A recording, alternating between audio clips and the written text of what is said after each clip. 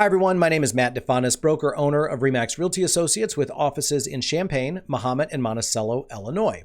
I'm recording this update on Friday evening, March 27th, to provide an update on the impact of the ongoing COVID-19 pandemic on the real estate market in the Champaign-Urbana metro area. I'll also give you an update on what that means for my team's ongoing operations.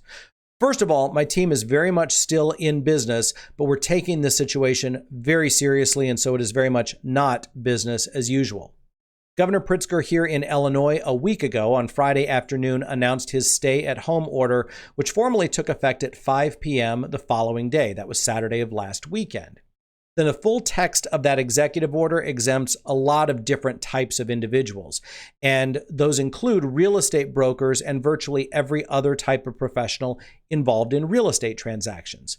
We were exempted under a category called essential businesses and operations.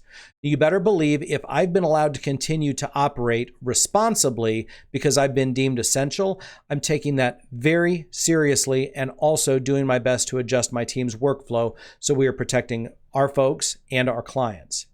So what does that mean? Well, for a lot of people, real estate is far from essential right now. Even for people who intended to buy or sell something this year, if your timing was flexible, there's a really good chance you're not putting your house on the market this week or going out and doing showings this week while we are in the middle of a stay-at-home order. And a lot of other states, including states that people are moving here from, are also under various types of lockdowns. A lot of people are not voluntarily getting on planes to ride here to do a house hunt if they can avoid doing it right now. For any of those folks in those circumstances, just know we understand that, respect that, and encourage you to do what is right, best, and safe for your family under these circumstances. Whenever it is that you are ready to get back into the real estate market, just know we are here, ready, eager, and happy to assist you in any way we can. For a large segment of other people, we are beyond essential. Think of all the people who already had contracts signed before the stay-at-home order. That is like a countdown timer for homelessness for those sellers, or for buyers, it is a date certain that they are counting on having that roof over their heads. And if anything derails that, the consequences become incredibly severe. Likewise, I have had clients who were already under contract to sell one home.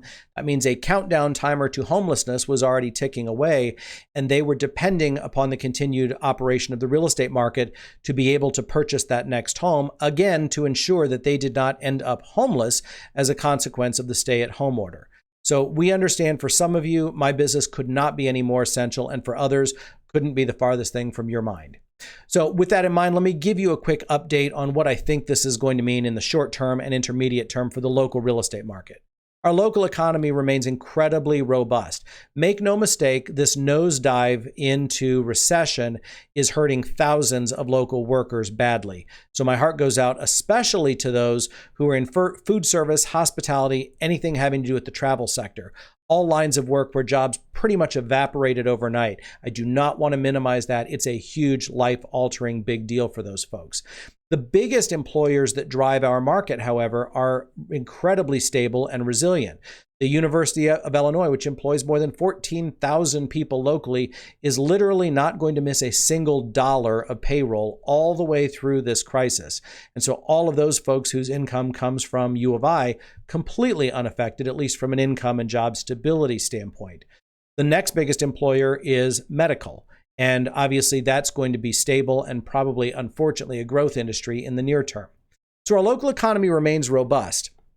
That also means we still have quite a number of people that still need to sell homes and move other places, or who need to buy homes because they're still on their way here with a date certain for starting a job and have to get housing. In the very near term, it means we're going to see a slowdown in activity, both in terms of buyers doing showings and in terms of sellers choosing to put their homes on the market. Now, that's a slowdown. That is not a cessation. I would analogize that to a harsh Illinois winter. Now, we did not just have one of those this year, but I have had harsh Illinois winters where I've been out with buyer clients with a snow shovel in the back of my car, shoveling a path to the front doors of the properties that we were going to see. Just like the current circumstances, you better believe nobody's out doing showings recreationally in a snowstorm with a 0-degree wind chill factor. But people that are out because they're on a mission. They typically have a high priority mission to get housing because they have a date certain by which their family has to be here and they have to start a job and they need a roof over their heads. So if you are a seller and your circumstances permit you to put your property on the market and you're planning on selling this year, just know you will still get showings in most segments. Just in the last hour or two, I've had multiple showing confirmations from my sellers on my current active listings. So the market is continuing to operate. Buyers are continuing to be active. So don't necessarily, if you need to sell, think you don't want to have your house on the market. There will be fewer showings. That's of some comfort because if you're still living in your home, you probably don't want a huge stampede of strangers through during an ongoing global pandemic. Traffic is limited, and those folks that are coming are usually very serious about needing to buy something. In the very short term, what I expect this is going to mean is a short-term slowdown in activity. A lot of folks who have flexibility in their timing and circumstances are choosing not to be doing showings or choosing not to put homes on the market in March or the beginning of April. But our peak season would traditionally run March, April, May, and into the first half of June. Now, closings commonly are very busy May, June, July, and even into August. But remember, the activity that leads up to those closings is happening 30 to 60 to 90 days ahead of that time.